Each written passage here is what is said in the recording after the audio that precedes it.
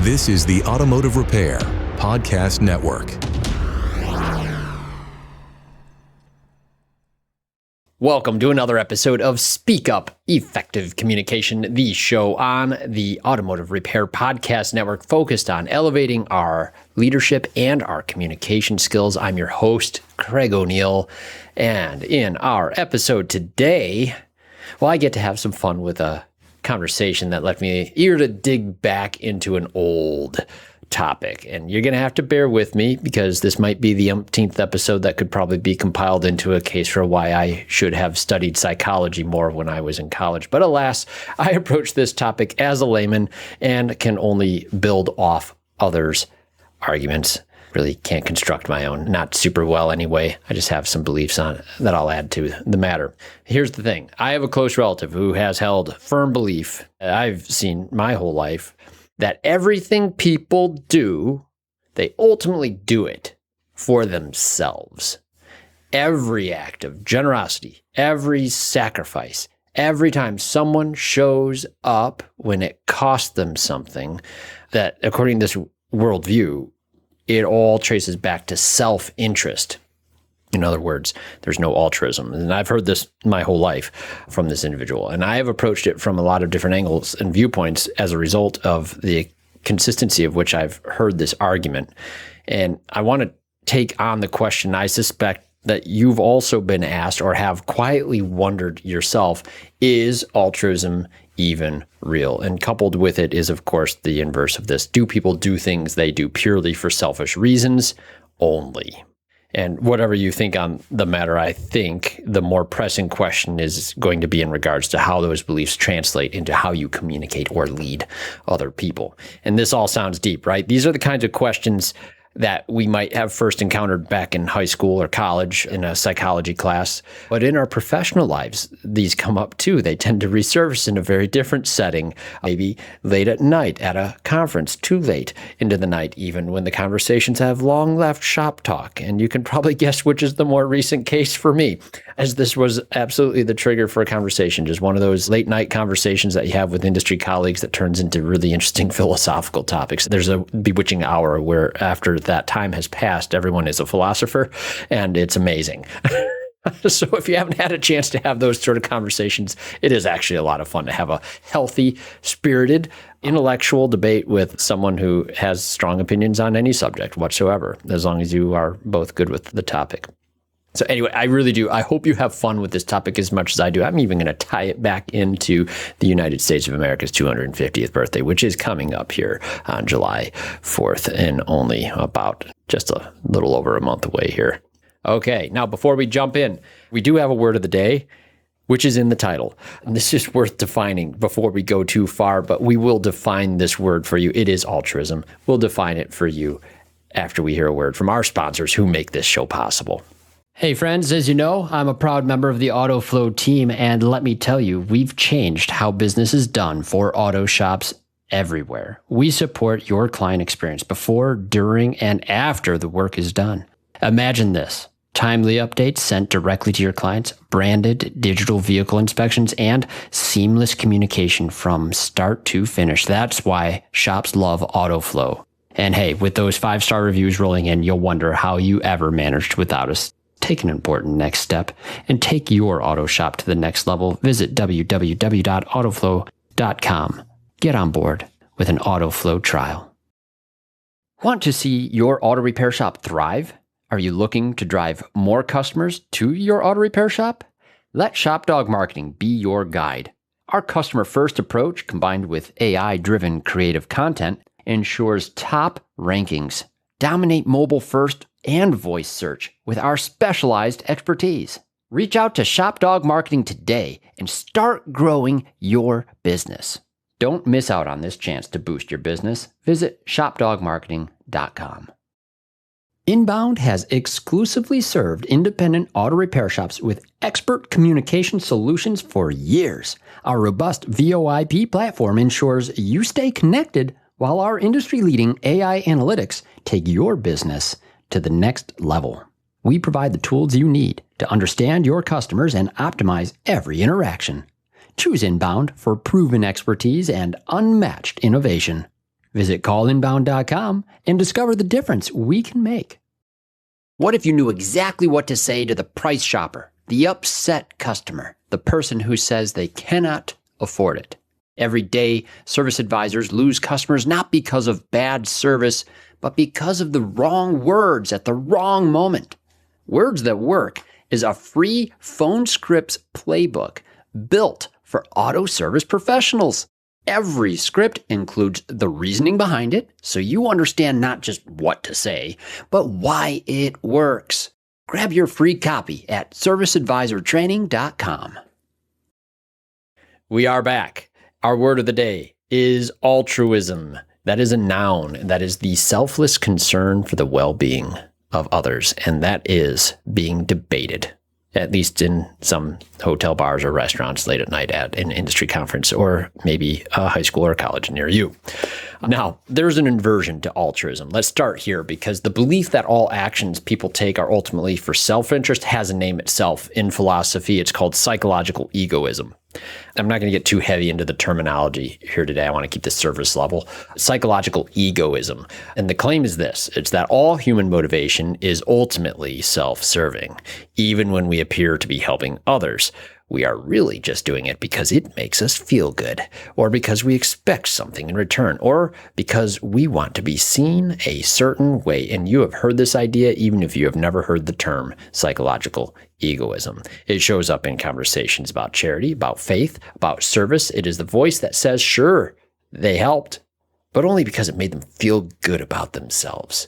Sounds like a sophisticated argument. Sounds like someone who's seen through an illusion, right? And I want to be fair. This idea does carry some historical weight. Serious thinkers built entire political philosophies around it, and it shaped how nations were designed and how power was justified. And we're about to examine whether it actually holds up in 15 to 20 minutes.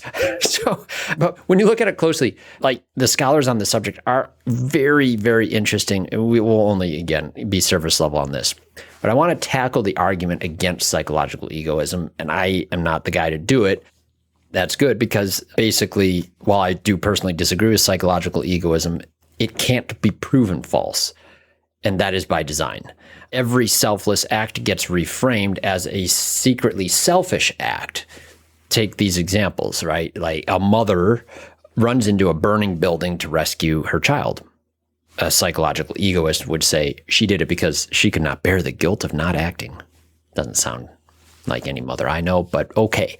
Then perhaps someone donates a kidney to a stranger completely anonymously. A psychological egoist would say they did it for the sense of moral satisfaction. Or a soldier who falls on a grenade. True stories of this abound. A psychological egoist might say that deep down, this person wanted to be remembered.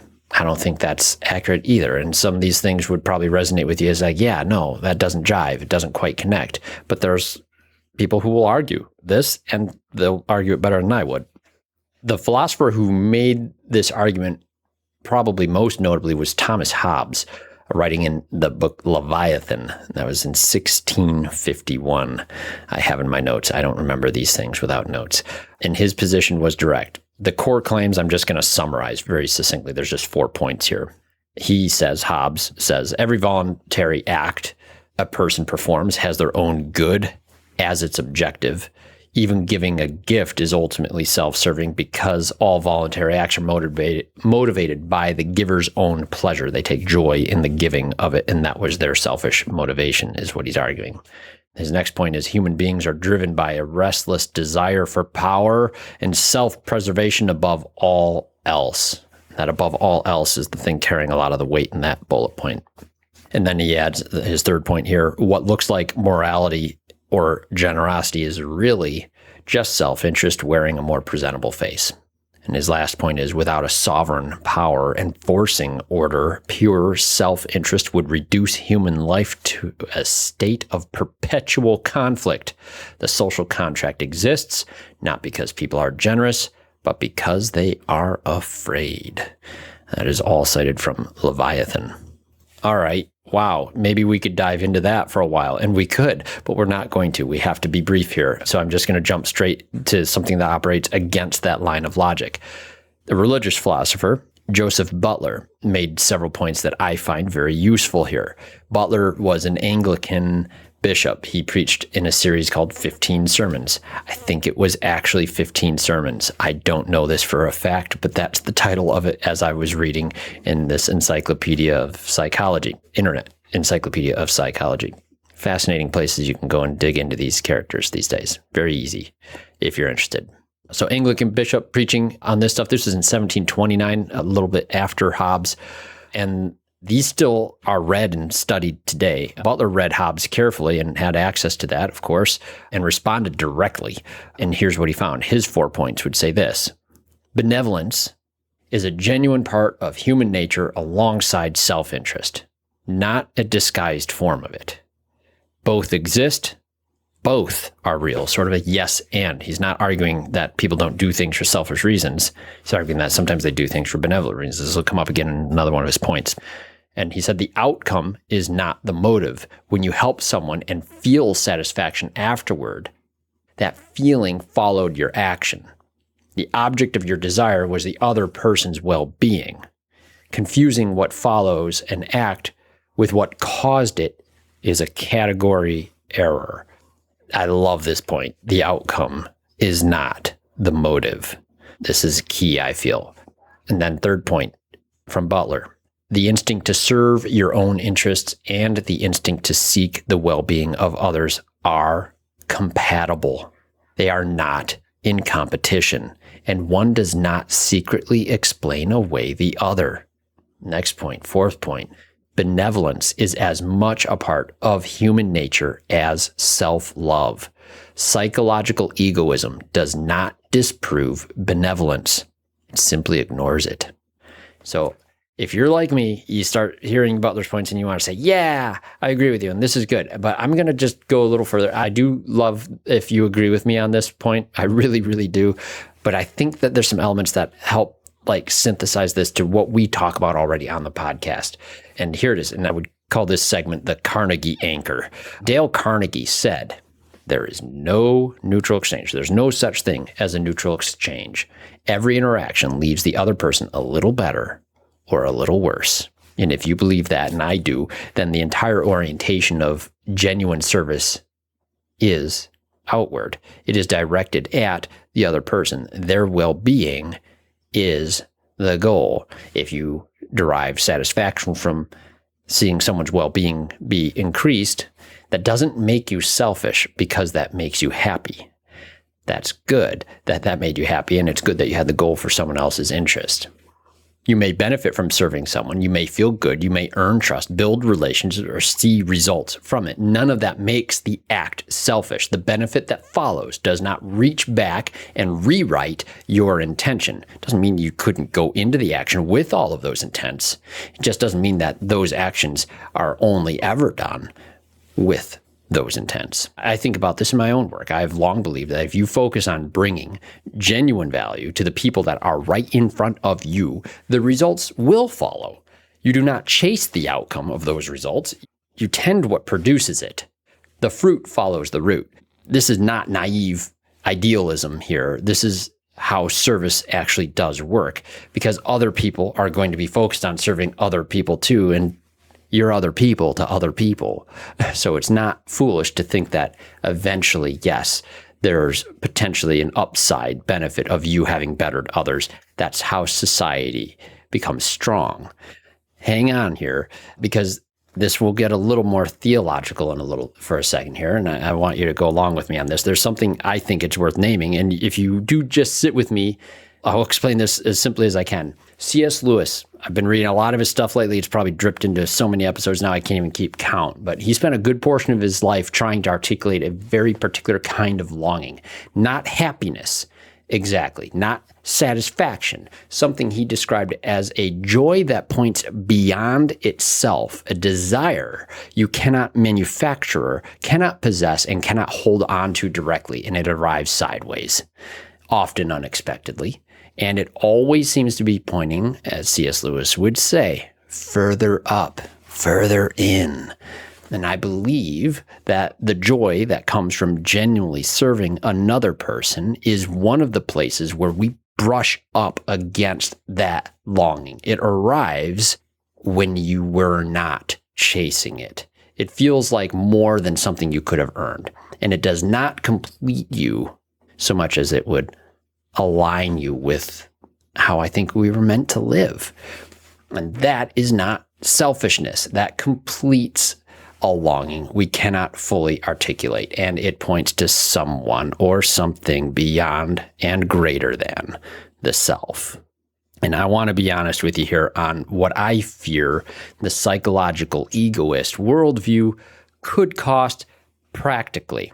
Now, in my experience, no judgment here. All people, self included, are prone to selfishness. And frequently we are oriented towards ourselves. Most people that recognize this also recognize that when we feel at our worst and find ourselves ultimately unfulfilled, it's typically because we've been too focused on the self and not on others. Guys, a practical example of this, like I'll sit here at my desk and work day in, day out and not feel like direct tangible benefits of some of that work, and just going out and interacting with others, having just upbeat conversation. I think it's one expression of this. Like if we are too isolated, that's not good for us. The point I want to make here is that I think it's risky to embrace psychological egoism and use that as a rationalization as the way of all things. If you genuinely believe no one ever does anything for someone else, it may be worth asking, when is the last time you did? If you feel a nice deed was selfish because it made you feel good, lean back on Butler's points and then maybe ask why it felt good and lean into that conversation instead. And you may discover something further up and further in as well. Now, after all, if everything is ultimately selfish, then sacrifice is pointless. Service is an illusion, and showing up for someone at real cost to yourself is just a story you tell for a greater gain. And that idea, left unchallenged, quietly erodes the willingness to give anything away, and it gives people permission to stop. And I don't want to see that. In closing, I want to say another C.S. Lewis thing. I'm getting picked on lately by my wife and some of my friends at church too for citing C.S. Lewis way too frequently. So I'm sorry. And if it gets funny for you, I'm happy that that's the case instead of frustration.